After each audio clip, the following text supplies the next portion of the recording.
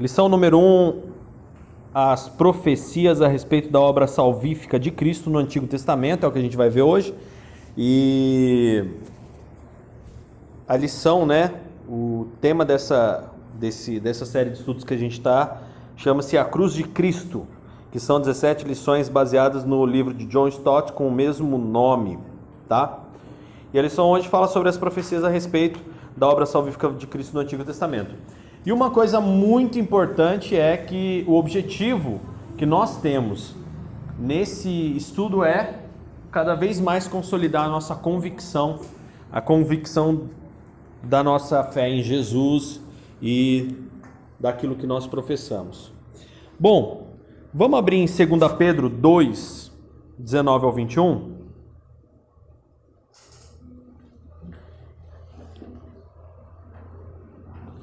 Segunda Pedro 2,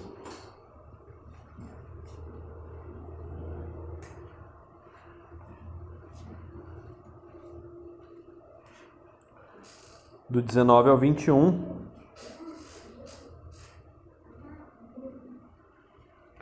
Aí eu vou pedir para a Carol ler para a gente. Versículo 19 ao 21. Prometendo-lhes liberdade, eles mesmos são escravos da corrupção, pois o homem é escravo daquilo que o domina. Se tendo escapado das contaminações do mundo por meio do conhecimento do nosso Senhor e Salvador Jesus Cristo, encontram-se novamente nelas enredados e por elas dominados. Estão em pior estado do que no princípio. O outro também? 21 até o 21. Teria sido melhor que não tivesse conhecido o caminho da justiça, do que depois de o terem conhecido, voltarem as costas para o santo mandamento que lhes foi transmitido. É isso aí. Bom, aqui quando a gente vê esse trecho, de 2 Pedro, deixa eu só pegar na outra tradução aqui para não ter problema.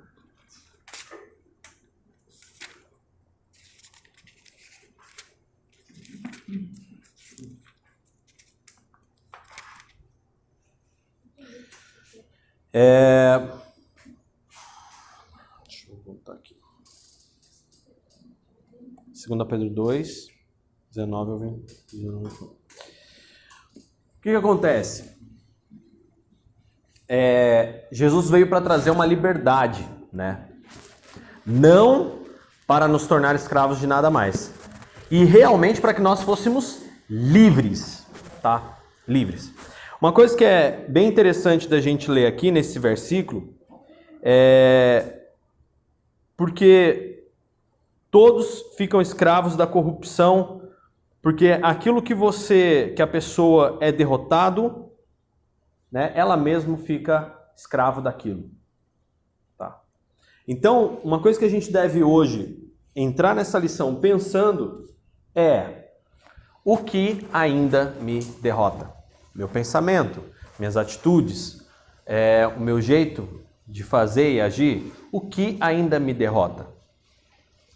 Esse é o ponto inicial para que nós possamos dizer assim: Jesus, o Senhor é o Deus que liberta, a sua obra é uma obra de salvação, e aonde ainda eu sou escravo? Ainda onde eu sou escravo de um pensamento, de uma atitude travestida até mesmo de uma boa atitude. Parece que é bom. Às vezes os fins justificam os meios. A gente tem que tomar muito cuidado com isso. Mas lá no final o meu objetivo é esse, mas calma. No que você ainda está preso? Vamos na introdução?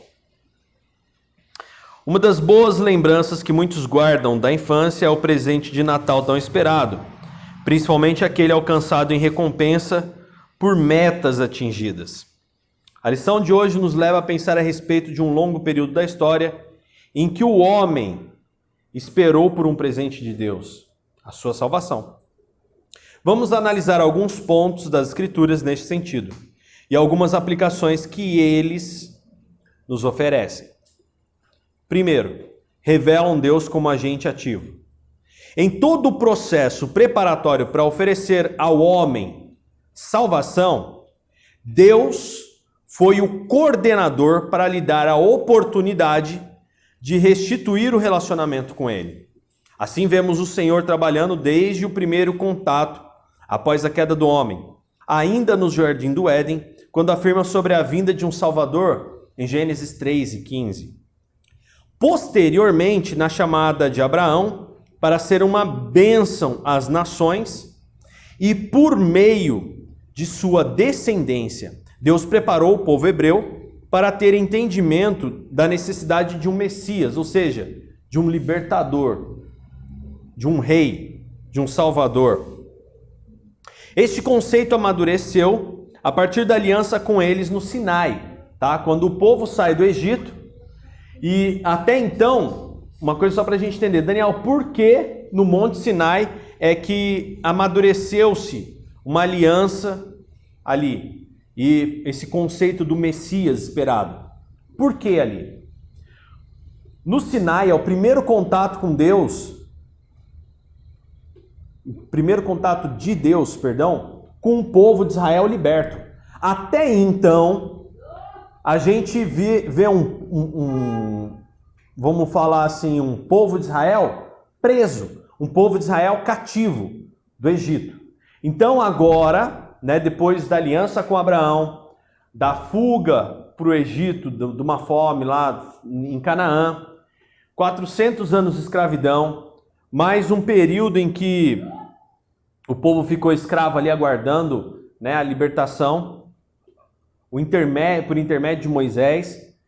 E aí o que aconteceu? Aí o povo saiu, o povo atravessou o mar, ainda teve aquela quase contenda com o exército egípcio. Agora o povo chega do outro lado do mar, inicia a caminhada no deserto. Agora o povo está numa situação diferente. Agora está iniciando ali um processo.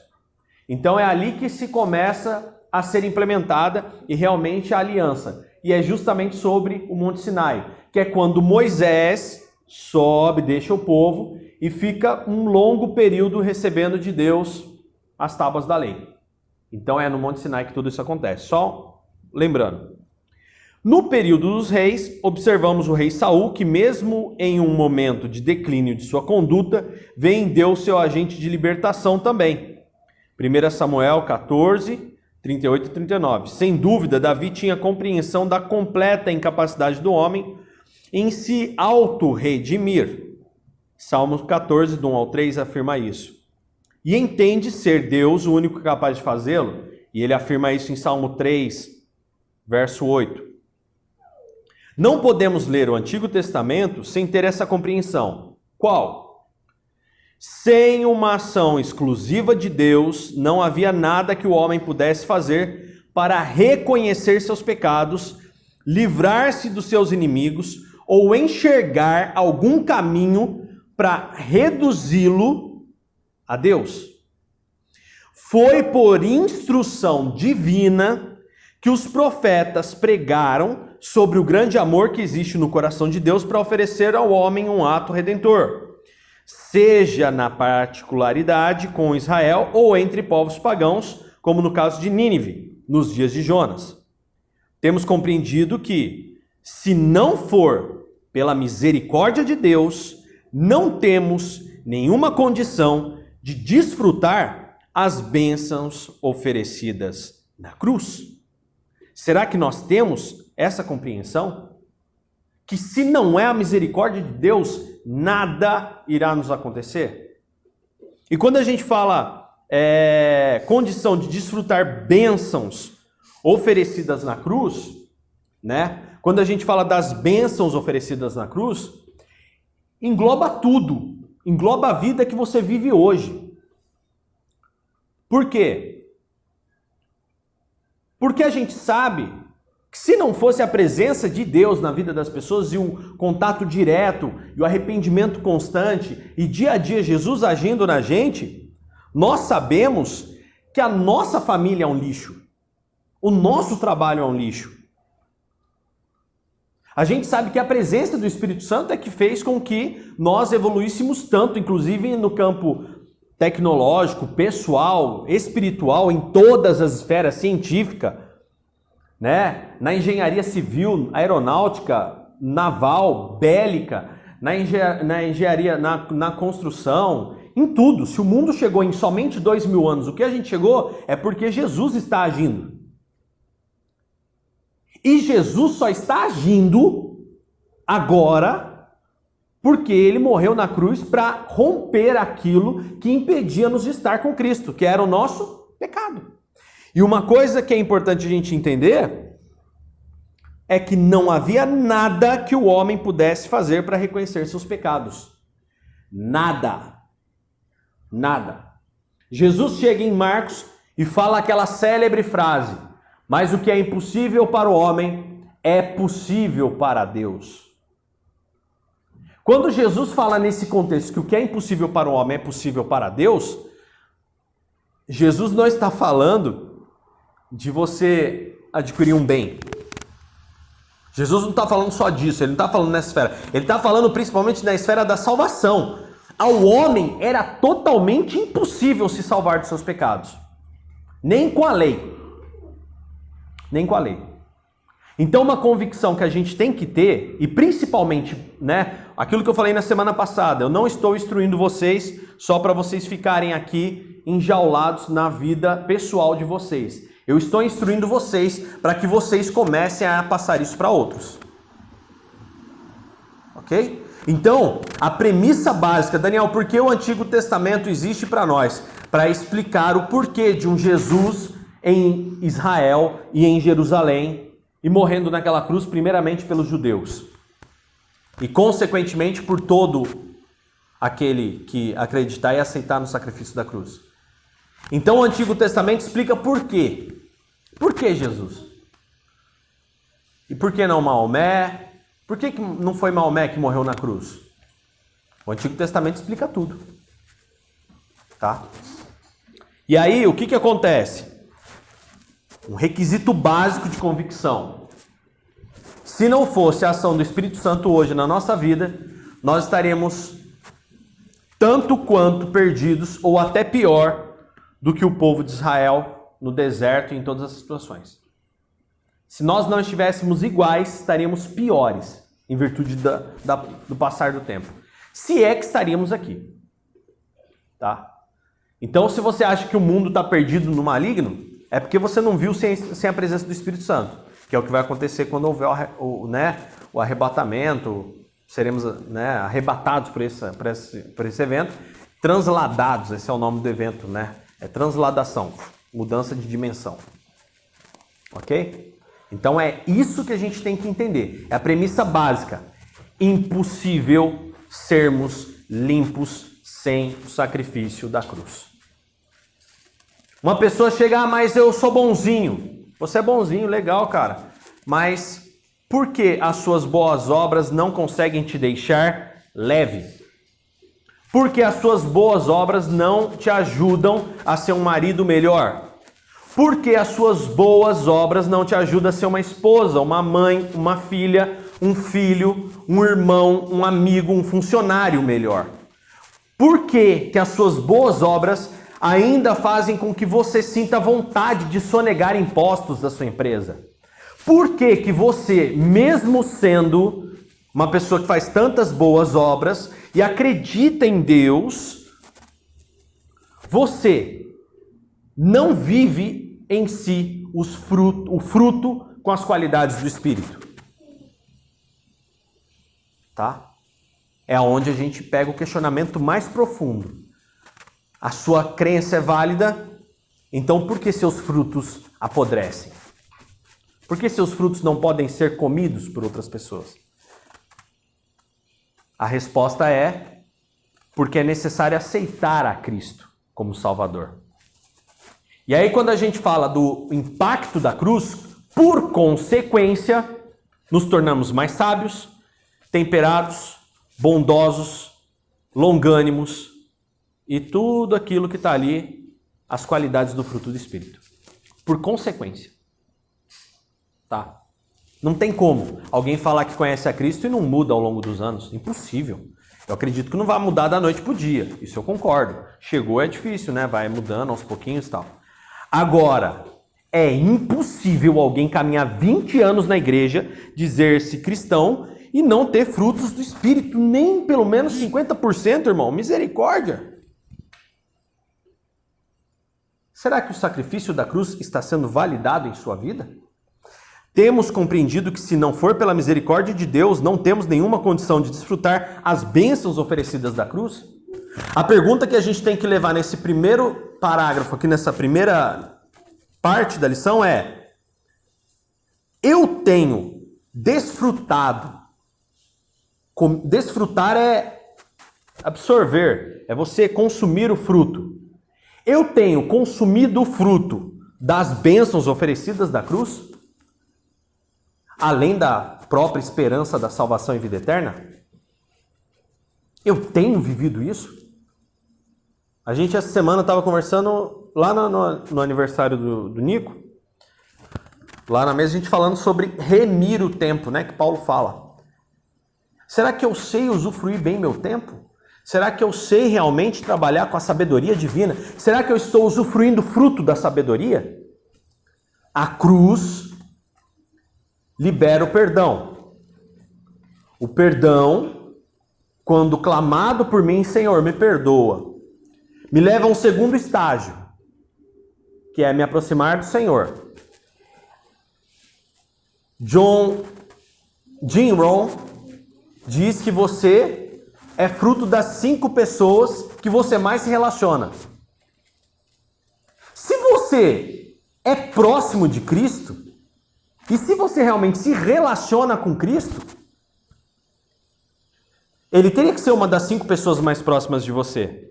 E em você deve haver marcas e tem que haver evidências de que ele está presente com você, que você está em companhia dele.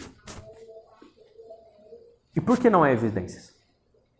Eu tenho desfrutado as bênçãos oferecidas da cruz? A cruz rompe com o pecado, que eu clamei pelo perdão, automaticamente há a proximidade de Cristo comigo. É uma das bênçãos. Eu oro a Deus todos os dias, isso é fato. Na minha oração diária é: Senhor, me abençoe com a sua presença. Porque essa é a bênção que a cruz nos traz. A cruz limpa-nos do pecado e aproxima Deus de nós. Jesus, o Espírito Santo, né? Ele em forma do Espírito Santo hoje, agindo em nós. Eu tenho essas bênçãos? Eu tenho vivido essas bênçãos? Né? Esse é o primeiro questionamento. Segundo tópico, revelam sua eficácia por meio das diversas figuras. Esse foi um instrumento importante para dar ao homem a compreensão da justiça de Deus e da oportunidade de salvação oferecida por ele. Diversos acontecimentos na história registraram evidências da cruz. A exemplo, primeiro, Arca de Noé, onde vemos uma família que acreditou na palavra de Deus, entrou num abrigo salvador oferecido por Deus. Então, a Arca de Noé é uma figura que revela a eficácia da cruz.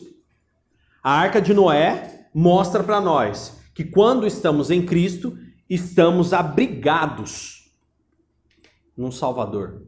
Abrigados de quê? O que é falado no Novo Testamento? Que o mundo jaz no maligno. O mundo está imerso no maligno. Um dilúvio de maldade. Aonde estamos abrigados? Em Cristo. Então a Arca de Noé foi a primeira figura de linguagem para que nós possamos entender a função. A libertação de Israel do Egito, onde vemos o povo recebendo a providência de Deus para a redenção da escravidão do jugo egípcio.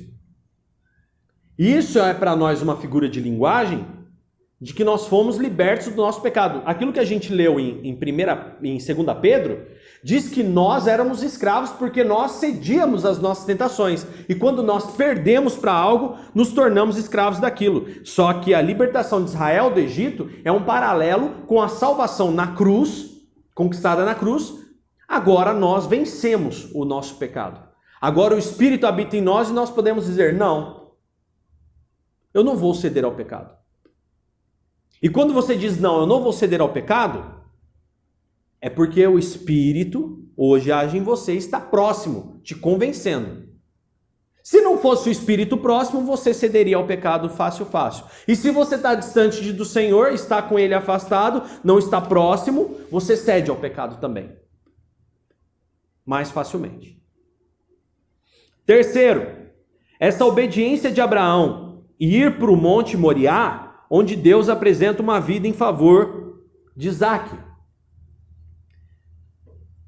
Esse paralelo é o quê? Paralelo da obediência. O paralelo da confiança. O paralelo em que nós podemos sacrificar muitas vezes o nosso próprio eu. Porque Cristo já fez um sacrifício maior. 4. A formação de um povo. Aqui que é bonito demais. Que nos faz entender que Deus quer que tenhamos um relacionamento familiar com Ele. É aquilo que a gente canta, né? Aquela canção do Ademar de Campos, né? A família que a cruz nos trouxe. Quando a cruz, quando nós aceitamos o sacrifício dessa cruz, faz-se um paralelo com aquilo que Deus criou uma nação. Na verdade, Deus cria a nação de Israel. Essa criação dessa nação é um paralelo com o reino de Deus hoje instaurado na terra. Ok? Se você fizer uma leitura minuciosa do Antigo Testamento, você vai poder ver a cruz em muitas outras figuras de linguagem. Segundo questionamento, será que meus olhos estão vendo gestos demonstrados por Deus que revelam o seu amor por mim? Será que quando eu olho para o Antigo Testamento, eu só quero que Deus abra o mar nas minhas contas financeiras? Será que eu só estou querendo que Deus feche a boca do leão das pessoas que me invejam? Né? Ou será que eu só vejo um Deus que vai lançar na fornalha todos aqueles que me traírem? Ou será que eu estou vendo gestos demonstrados por Deus que revelam o seu amor por mim? Amor. Mesmo em pecado, nos amou, nos perdoou, se sacrificou o seu próprio filho para que nós pudéssemos ser livres. E nos aproximarmos dele e ter aquele relacionamento que Adão abandonou. Que era o relacionamento que ele queria. Então, o Antigo Testamento tem diversas figuras de linguagem. Na verdade, o Antigo Testamento, ele é feito de figuras de linguagem. Não pega fogo no sicômoro hoje? Pode pegar? Pode. Já vi? Sim. Ver local que você ora ficar em brasas. Já. Mas é necessário que isso aconteça hoje? Não. Qualquer um que se relaciona com o Pai é necessário que tenha fé. Bem-aventurados os que viram e creram, mas muito mais bem-aventurados os que não viram e creram. Do mesmo jeito. Terceiro, Antigo Testamento, né? As passagens revelam a necessidade de uma aliança definitiva, tá? Aqui tá, só antes de eu passar para o terceiro tópico, segundo tópico, Daniel, o que me traz a convicção no segundo tópico acerca do Antigo Testamento? Então, o primeiro tópico acerca do Antigo Testamento, eu estou vendo Deus agindo. Deus está agindo. Ok? Segundo, o Antigo Testamento, ele é figura de linguagem. E Deus fez tudo aquilo simplesmente para um sentido figurado do que seria em real. Então, se alguém chega, não, irmão, mas Deus vai abrir o mar para o seu irmão. Deus não precisa abrir mar nenhum, ele já venceu na cruz. Não, irmão, mas Deus vai desenrolar o manto. Ele não precisa desenrolar manto nenhum. A última vez que ele... Não sei. Tudo é manto. Não dá. Já sinto o manto. Não, passa aqui embaixo da bandeira, do pano aqui que está com o sangue aqui do apóstolo, da tenda do apóstolo com o sangue do apóstolo. Irmão, o único sangue que eu quero é o de Jesus que foi vertido naquela cruz e hoje ele está por fé na nossa vida. Acabou. Não devemos nos prender a patuás religiosos. É o velho sinal para nós, é o Antigo Testamento. Ali está para nós figuras de linguagem que provam e, né, como isso aconteceu? A ciência comprova. A ciência já está provando o Antigo Testamento inteiro. E não, eles não provam porque, não, precisa de comprovação. Não precisa de comprovação nenhuma. Tá aí as evidências para quem quer ver, quem não quer. Se não quiser ver, tá aí para você ver também. Mas Deus permite hoje a ciência entender os fatos bíblicos para saber como aconteceu. Como que aconteceu, Deus? Vou te explicar. Recomendo para que vocês assistam, se ainda não assistiram, o documentário Gênesis da Netflix. Assistam Gênesis da Netflix. É gritante. Já faz 3 anos que aquela teoria da partícula de carbono, que fala que a Terra tem milhões de anos, que o osso de dinossauro tem milhões de anos, já caiu por terra faz 3 anos, mas a mídia não quer divulgar. Mas já faz 3 anos que caiu essa teoria. Os dinossauros não existiram há milhões de anos. Os dinossauros existiram há milhares só. Há poucos milhares. Foram extintos no dilúvio. E tem lá nesse documentário Gênesis que eles já acharam ossos e fósseis de dinossauro com cartilagem. Eles acharam uma ossada de dinossauro lá que tinha cartilagem. Cartilagem não dura milhões de anos, gente. Estava dentro do osso, no tutano do osso lá. Vamos fazer o Jurassic Park ainda. Mas tem um rinoceronte aí. Vamos lá. Lá no Gênesis vocês entendem o que significa um animal de cada espécie. Não entrou um bicho de cada classe. É um animal de cada espécie. Assiste lá que vocês vão entender. É muito legal. É muito legal. Não existe aquela teoria darwiniana que os animais estão evoluindo. Eles estão se adaptando. Isso sim.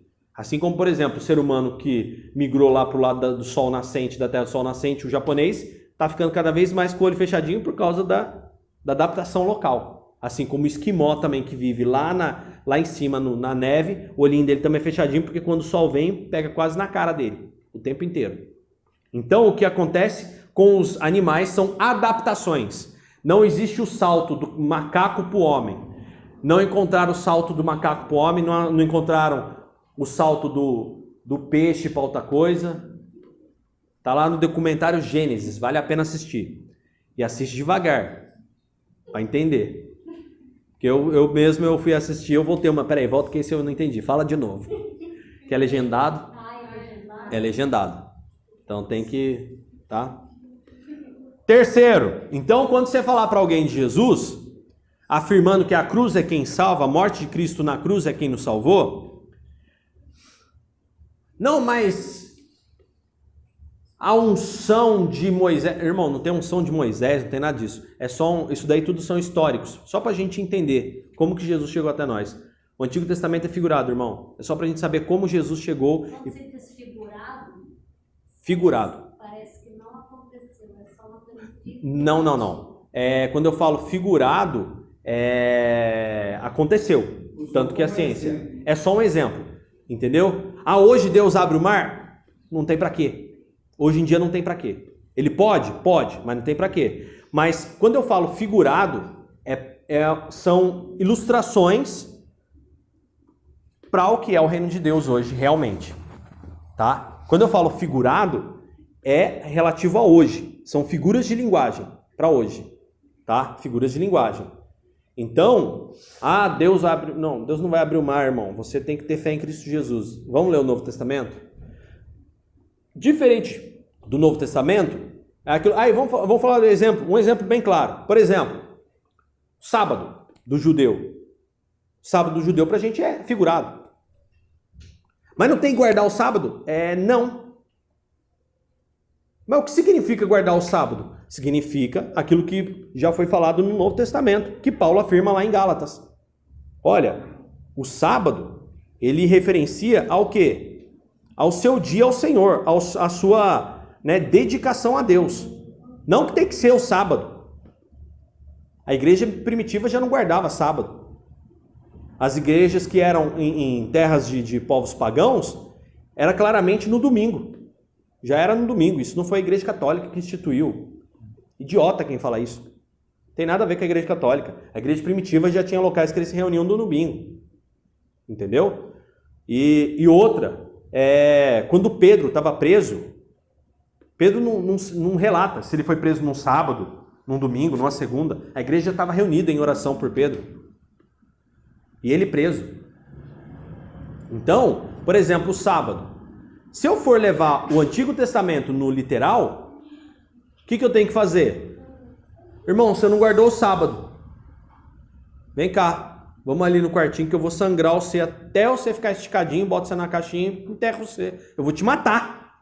Porque é isso que está mandando lá. Passa esse negócio pro pessoal, por favor. Ah, não tá todo mundo aqui. Tá? Passa para os meninos aí, eles fazem para você. Isso.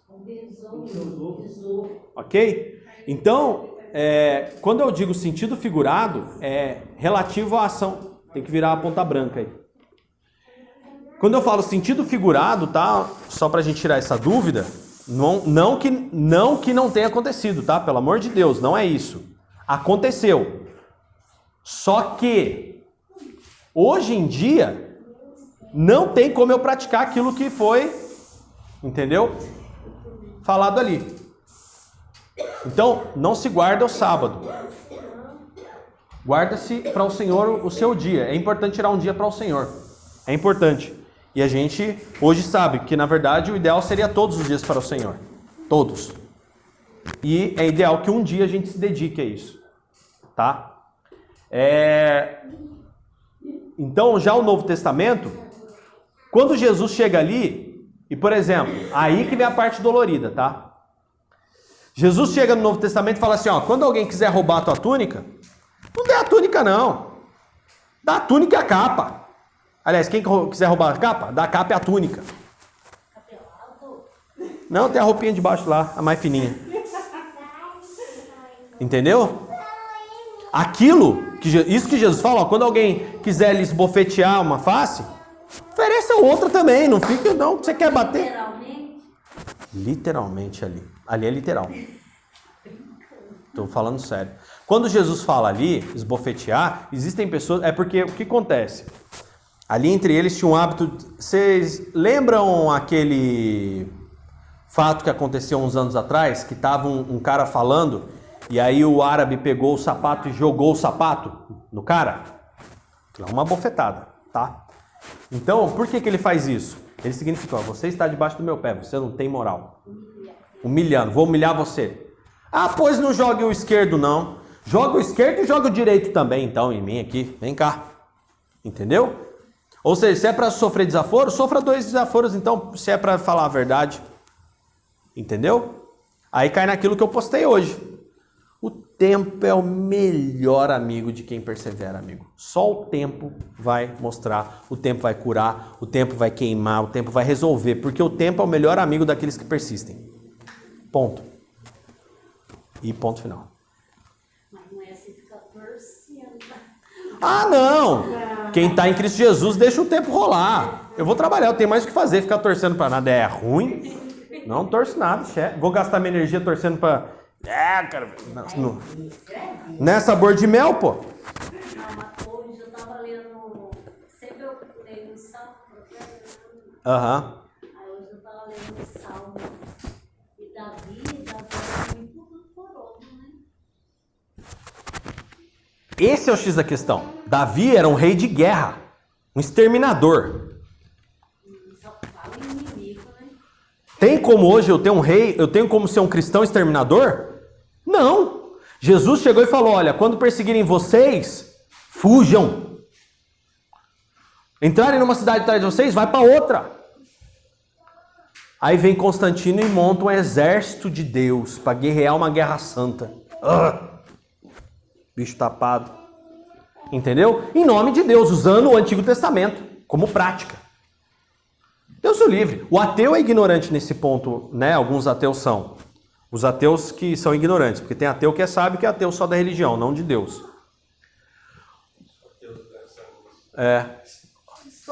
O ateu, graças a Deus, ele fala isso. Onde é que já se viu um Deus que matava? Onde é que já se viu um Deus que colocou aquele rei segundo o coração dele para matar o rei mais sanguinário de Israel? Foi o rei escolhido por Deus. Chucreza é outro tempo, não tem nada a ver com hoje. É outras épocas, outras eras.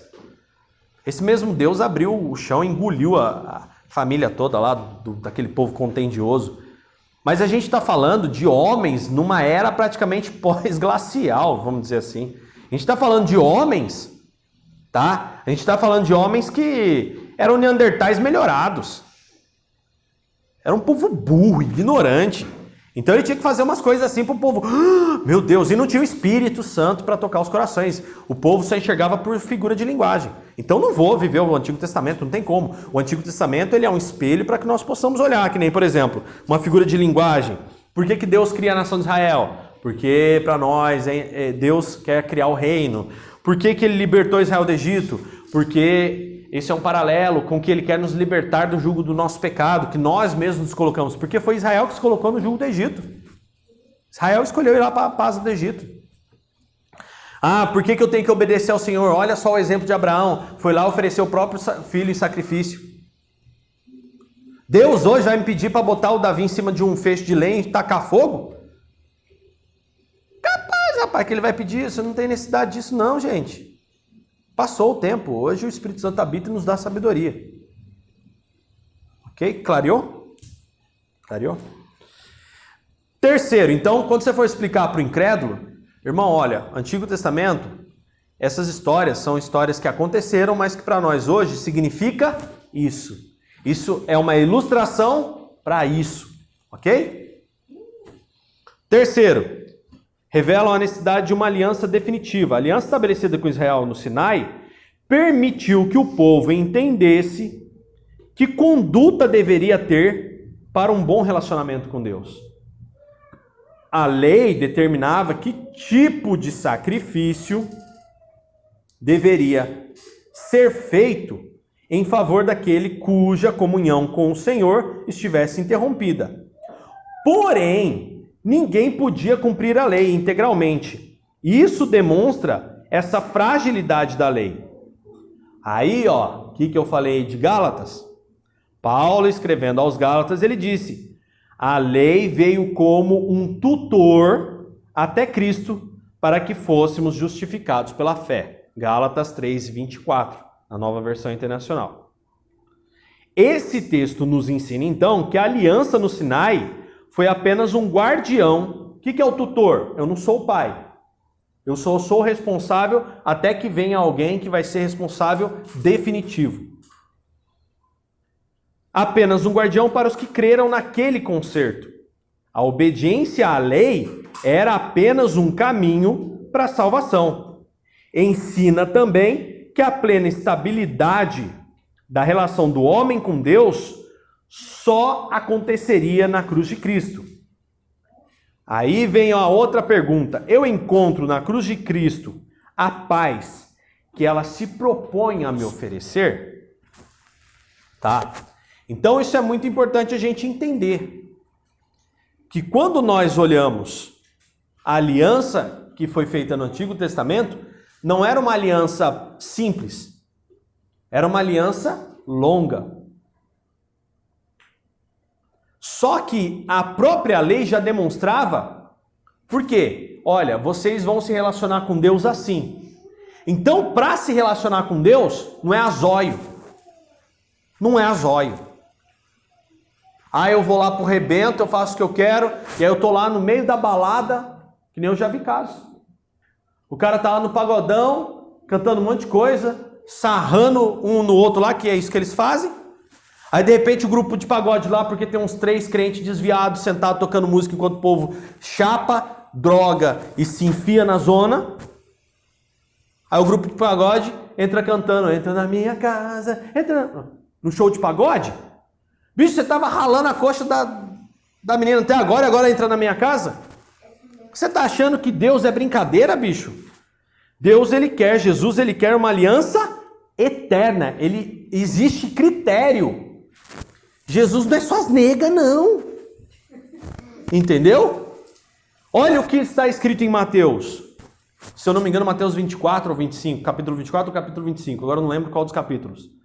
Mas está escrito que aquele que perseverar até o fim, esse é que será salvo.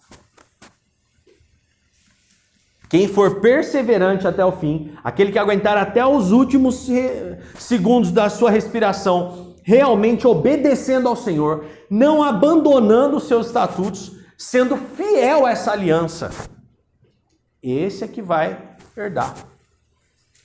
Dani, mas a pessoa que passa a vida no rebento que nem o ladrão da cruz, chega no último segundo, Jesus, você está esperando isso? E se não der? Você vai contar com a sorte? Dá para contar com o risco? E se não der? O ladrão da cruz teve aquela oportunidade. Muitas pessoas têm aquela oportunidade. Hoje nós estamos tendo essa oportunidade. Aí quando eu tenho essa oportunidade de me santificar e fazer uma aliança verdadeira com o Senhor, eu não faço. Aí o que eu me torno? Negligente. Negligente. Paulo fala, melhor não ouvir do que ouvir, saber e não seguir. Ah, mas Deus é bom. Deus é bom. E Ele é justo. E o senso de justiça de Deus é imutável. Tá aí uma coisa que, antigamente era assim e até hoje é. É que Ele é o mesmo. Ele é justo. Então, terceira, foi a terceira que eu falei. Terceira circunstância que a gente tem que ter convicção. Não tem esse meio papo torto com Jesus, não. Conhece? Não pratica? Cuidado. Não vou dizer que você vá para o inferno, porque aí eu estaria julgando o seu destino. Da mesma forma eu seria julgado. Cuidado. Mude o quanto antes. O encontro na cruz de Cristo, a paz que ela se propõe a me oferecer. Encontro na paz de Cristo, a paz que ela se propõe a me oferecer. Quarto, as circunstâncias do Antigo Testamento revelam que a salvação será realizada por um Messias. Vamos entender? Sem dúvida, o profeta que descreveu com maior exatidão a pessoa do Messias e a obra dele foi Isaías. Tá? Vamos concluir essa lição meditando no seguinte: algumas verdades que Isaías afirmou. Primeiro, Isaías disse que ele nasceria de uma virgem. Segundo, Isaías disse que ele deveria sofrer em favor de muitos. Isaías 53. Terceiro, Isaías disse que ele é a própria divindade. Ele não é uma segunda pessoa. Ele não é outro. Ele é a própria divindade. Ele é Deus. Quarto, Isaías 61, do 1 ao 3, diz que ele faria seu ministério pelo poder do Espírito Santo. Ok? Hoje esse ministério acontece, hoje nós recebemos a graça de Deus, hoje nós somos renovados, hoje nós somos batizados, transformados, impelidos a viver uma vida de santidade. Por quê? Poder do Espírito Santo. Tá? Quinto, ele estabelecerá um reino de paz. Aí que está uma quinta evidência. Já está acontecendo. O reino de Deus já está de paz. O reino de Deus. O reino de Deus é um reino de paz. Um reino de paz. Já existe, olha aqui, ó. Porque senão ele não teria como ser o Messias. Ele estabelecerá um reino de paz. Onde que foi estabelecido o reino de Deus? No plano espiritual. A pergunta que eu faço para vocês sobre esse estabelecerá um reino de paz, isso em Isaías 11 que foi falado, se cumpriu, o Messias veio. O reino de Deus não traz paz para nós? Esse reino não tem paz nele? Quando você vive o reino de Deus, não te traz paz? Estabeleceu-se um reino de paz. Olha o que Jesus ensina os discípulos a orar. Se isso não estivesse implementado, ele não pedia para orar isso. Venha o teu reino. Ele ensina os discípulos a orar. Quando ele fala, venha o teu reino, não é uma coisa lá para frente, eu vou fazer uma celebração aqui, vou fazer uma prévia do que virá. Não é isso que ele quer dizer. Ele fala, venha o teu reino, e ele fala para orar isso sempre. O que ele está querendo dizer com isso? Venha o teu reino, agora, na minha vida, na minha família, aqui, agora, nesse momento, que venha o teu reino, seja feita a tua vontade, agora. Guarda. Seja feita a sua vontade agora. Que eu sinta a paz, a presença desse reino agora. O céu. Onde que está o céu? Onde pelo menos deveria estar? Agora. Aqui. Na casa de cada um de vocês. Nas atitudes, onde você entrar. Jesus fala, vocês são um bom fermento. Onde vocês chegar, vocês têm que tomar o lugar. O lugar tem que ser tomado. Reino. Estabelecido na terra. Ele veio e implementou esse reino. Senão não faz sentido eu estar aqui pregando cultura cristã.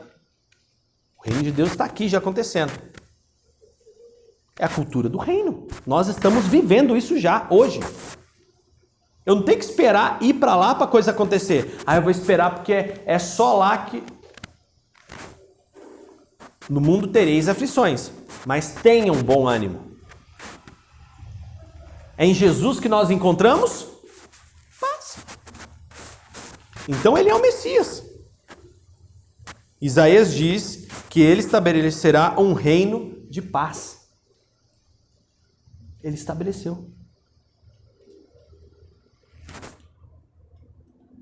Quer ver?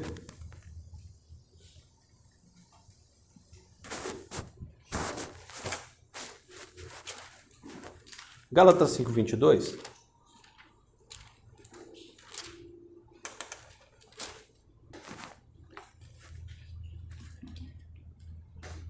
Gálatas 5:1. Essa Bíblia é maravilhosa. Gálatas 5:1. Vê na tradução de vocês aí o primeiro versículo, primeira linha do primeiro versículo.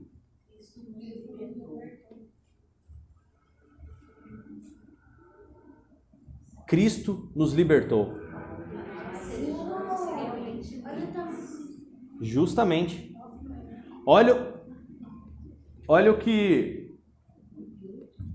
diz aqui. O quê? O que aconteceu, gente? É só pisar. Pisa nele. Porque aquele pernilongo de cavalo se pegasse crente judia.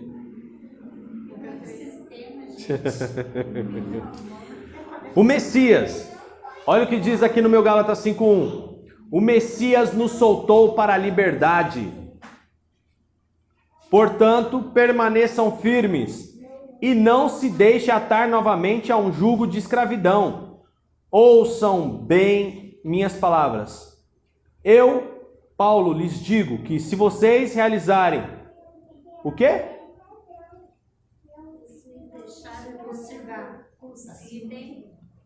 Se vocês realizarem a circuncisão, o Messias não lhes servirá para nada. Digo outra vez, todo homem que permite a realização da circuncisão é obrigado a cumprir toda a lei. Vocês que tentam ser declarados justos por meio do legalismo, que é a lei, estão separados do Messias. Vocês caíram da graça de Deus, mediante o poder do Espírito que atua em nós, porque confiamos e somos fiéis. Guardamos com certeza a esperança de obtermos a justiça a ser cumprida. Vamos agora.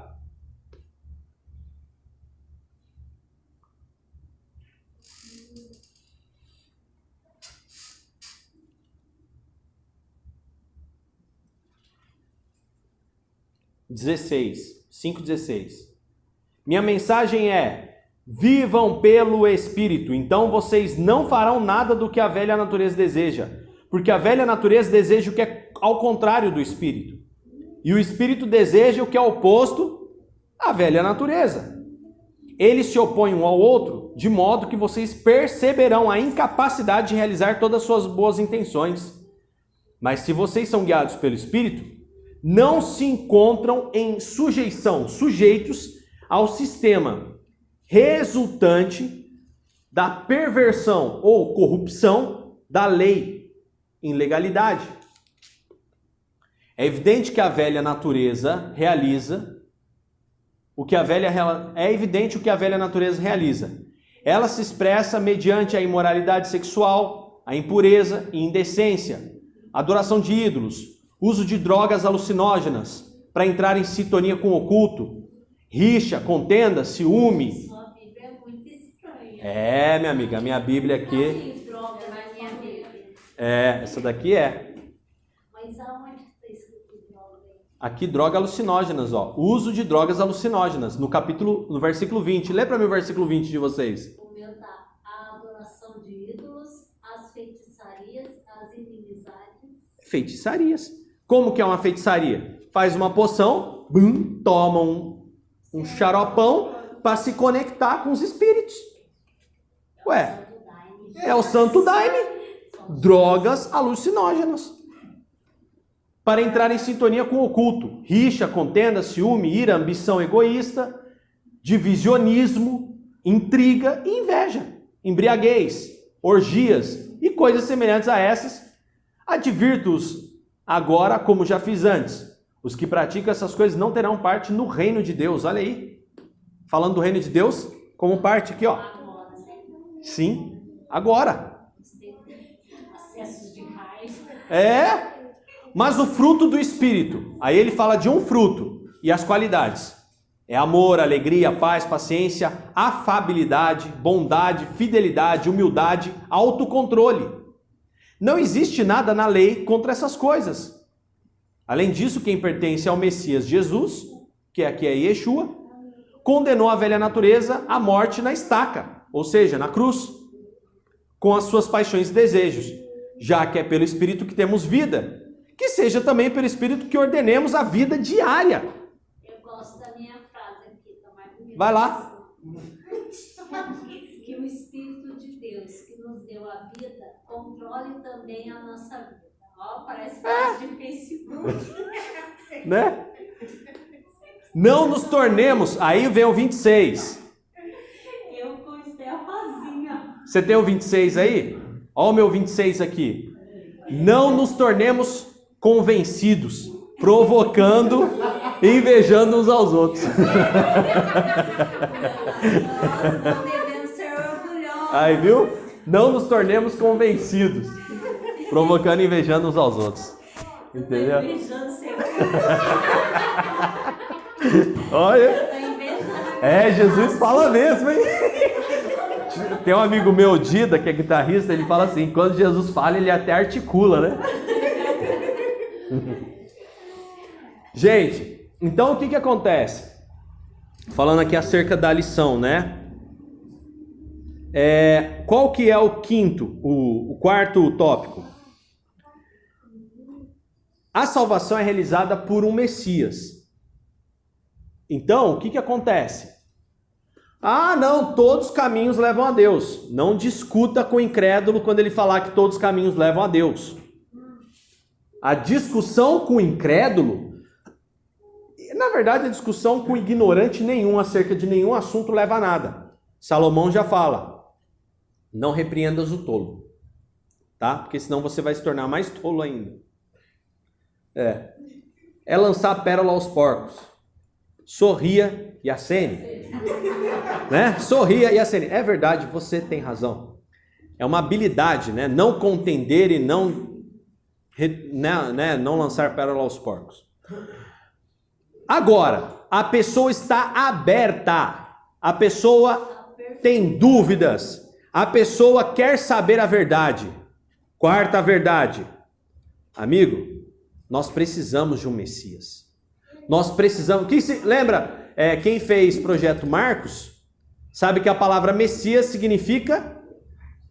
ou Cristo. Cristo, Messias ou Rei prometido. Nós precisamos de um Rei prometido. Não adianta. O que é o Rei prometido? É aquele que morre pela causa. É aquele que dá a vida, sofre em favor de muitos. Isaías 53. Morre em favor de muitos. Pela salvação de muitos. Pela libertação de todos. Ok? Então, você tem que testificar com convicção essas verdades. Não pode haver dúvida no seu coração. Nossa, mas precisou mesmo o sacrifício na cruz? É claro que precisou, filho. Ele pagou um preço que era impossível. E Deus se fez homem para fazer isso por nós, porque seria impossível aos seres humanos fazer isso. Era impossível. Você não pode se limpar. Você precisa do sangue vertido na cruz. Você precisa aceitar o sacrifício da cruz. Só o sacrifício dos animais não cobria, né, o pecado. Não cobriu. Na verdade, Deus, aí chega lá em 1 Samuel, que Samuel fala: Saul, você não entendeu que ele não quer sacrifício? Isso já Samuel, quantos mil anos antes? 1400, 2000 anos antes de Cristo. Samuel já falava isso. Saul, você é burro. Não é o sacrifício que resolve, é a obediência. Samuel, lógico, só falava isso porque ele tinha o Espírito. E é outra verdade que todo mundo tem que crer. Que esses homens só podiam profetizar porque havia uma porção limitada de Espírito. Moisés tinha essa porção limitada de Espírito. Quando ele precisou delegar para se desobrecarregar como homem, que ele estava sobrecarregado, foi tirado uma porção e derramado sobre 70. Irmão, Moisés fazia o trampo de 70 homens, velho. Uma parte. Só tirar uma porçãozinha aqui para 70. Pensa a obrigação desse cara. Descobriu um corredor de 70 aí. Concluindo, o escritor aos Hebreus afirmou que os crentes do passado não seriam aperfeiçoados sem nós. Hebreus 11, 39 e 40 fala sobre os heróis da fé. E nós, hoje, somos a continuação desse processo. O que começou lá em Abraão, perpetua em nós. O que perpetua? A presença do agir de Deus. O que lá em Abraão era Abba, ou Adon, né? Adonai, se tornou Jesus em carne e osso, e hoje está entre nós em espírito, o Espírito Santo de Deus. É isso, perpetua em nós. É a conclusão da boa obra, né? Como é bom sabermos que Deus cuidou tão detalhadamente da nossa salvação, já desde o período que compreende o Antigo Testamento. Quando a gente fala sobre isso, o que está acontecendo? Está acontecendo justamente o seguinte. Eu estou falando, gente, de 7.000 anos aproximadamente de cuidados. 7.000 anos de cuidados. Tudo que existe aí veio depois. Não existe nada com 7.000 anos a não ser o cristianismo. Nada. Tem um pessoal com uma contagem doida lá de 10, 12 mil anos. Não tem 12 mil anos. Para com isso, larga a mão de ser ignorante. a gente sabe pelo cômodo da ciência hoje, é que realmente Deus cuidou de nós. Qual foi o objetivo dessa lição? Lá na primeira página. Acabei não lendo porque a ordem está diferente aqui. É mostrar as formas como Deus preparou a história do homem para a obra de Cristo. A obra da cruz, perdão, né, de Cristo no Antigo Testamento. Como que Deus preparou? Deus preparou como um agente ativo, a eficácia por meio de figuras de linguagem, necessidade de uma aliança definitiva desde sempre e a previsão, né, de um Messias. Então, no Antigo Testamento já havia o anúncio de um Messias. E o versículo-chave dessa lição é o quê? Ora, todos esses que obtiveram bom testemunho por sua fé, não obtiveram, contudo, a concretização da promessa, que eram os heróis, né? Por haver Deus provido coisa superior ao nosso respeito, para que eles, sem nós, não fossem aperfeiçoados. Ok? Então, quando eu falo dos heróis da fé, eles na verdade foram a primeira parte. É só a ponta do iceberg. Eu não entendi muito bem, mas vê se eu entendi direito. Aqui fala, bom testemunho por sua fé, não obtiveram, contudo, a concretização da promessa. No caso de Moisés, ele não entrou na terra prometida, não concretizou a promessa. Abraão não viu uma nação. Então, Abraão também não viu tanto quanto a areia da praia, né? Não viu. Mas, Ele vai ver no céu. é isso que ele está querendo dizer aqui, né? Isso mesmo. É isso mesmo. Deixa eu abrir aqui o... Agora nós vamos conseguir ver todas as que vimos já. Já estamos vivendo. Agora falta só a volta, né? É. Aí é Hebreus 11 e... 11, 39 e 40. Todos eles, os heróis da fé que fala em Hebreus 11, né? Todos. Tiveram mérito reconhecido por causa da confiança. Ou seja, o que está querendo dizer? Que todos os heróis da fé estão relatados no Antigo Testamento por causa da fé que eles receberam e a confiança que tiveram, a perseverança deles. Mesmo eles morrendo sem ver concretizado o que aconteceu, eles continuaram crendo. Então, por isso que eles são heróis da fé. Eles não desistiram, né? Não desistiram, mas detalhe, hoje a gente tem o Espírito habitando. Eles não tinham, eles tinham uma porçãozinha ali e tudo ao redor deles. Até a própria mulher, filho, irmão, não tinha Espírito, só o cara. Nossa, Só o cara. o povo só reclamando. Gente, vocês não têm noção do que seria isso. Hoje, com o Espírito agindo, eu já acho uma dificuldade nas pessoas ao redor da gente na rua. Imagina sem. Deus falava com eles, mandava os anjos, falava. Por isso de tantos sinais. Porque se não tivesse sinais, ó, deixa eu abrir. Rapaz, deixa eu abrir esse mar aqui, porque não. Gente, quando chega na beira do mar, tem uma coluna de fogo na frente do povo. Atrás do povo. Atrás do povo tinha uma coluna de fogo. E os caras brigando na beira do mar com Moisés, que devia ter ficado no Egito com uma coluna de fogo na retaguarda. Cara! Que é isso? Bichão aí, bichão aí. Cuidado de não picar vocês aí. Entendeu? Tinha um negócio na retaguarda, uma coluna de fogo. Aí eles estão lá fervendo pau, porque não tem carne no meio do arraial, do acampamento. Fervendo pau, porque no Egito tinha carne, no Egito tinha carne. Aí Deus se enfesa, dá a carne para esse bando, vai vir codorniz, come até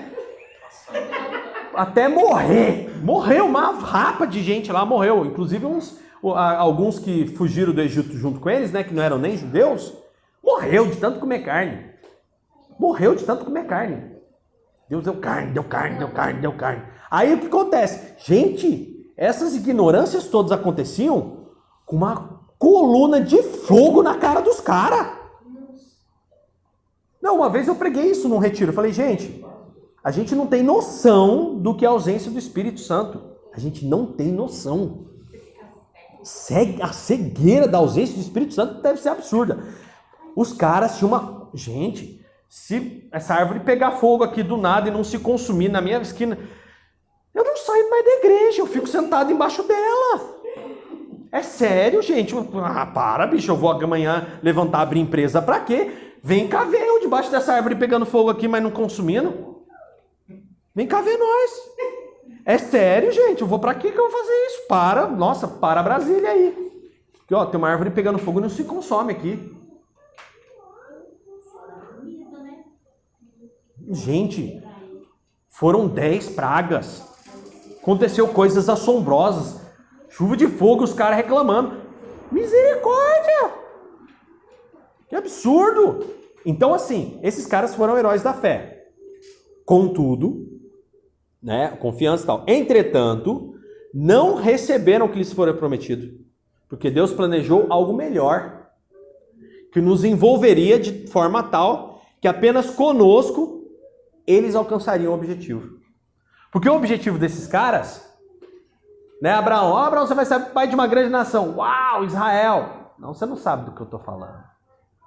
Deus preparou algo melhor. Moisés, você vai ser o libertador de um grande povo. Israel, não, você não tem noção ainda do que eu estou dizendo. Você ainda vai entender. Só vão ver quando a gente chegar. Sim. Os caras vão sentar e vão falar, uau. Nem os discípulos. Ó, vocês vão sentar em 12 tronos, ó, aquele à minha direita, à minha esquerda. Vocês não têm noção do que vocês estão pedindo. Não viu, né? Não chegou nem no pensamento. Entendeu? É muito maior. É muito maior. Então, é disso que o reino de Deus fala. E é essa visão que as pessoas não têm.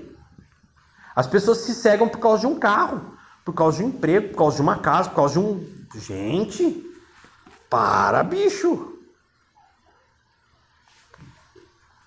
Se acabar agora, acabou. E aí? Coisas melhores ainda estão por vir. Entendeu? Então, essa primeira lição pra gente é pra gente entender, como foi falado aqui, o quê? A forma como Deus preparou a história do homem para a obra da cruz no Antigo Testamento. Então, o Antigo Testamento inteiro, eles são evidências do que viria a ser o reino de Deus verdadeiro. Ok?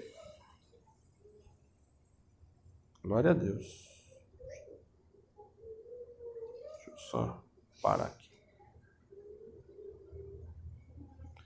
E na semana que vem a gente volta com a lição número 2, que é a lição com o tema. O tema da semana que vem é a centralidade da cruz de Cristo, tá? Que é onde nós vamos entender a necessidade de olhar para essa cruz como tema central da nossa vida. Amém?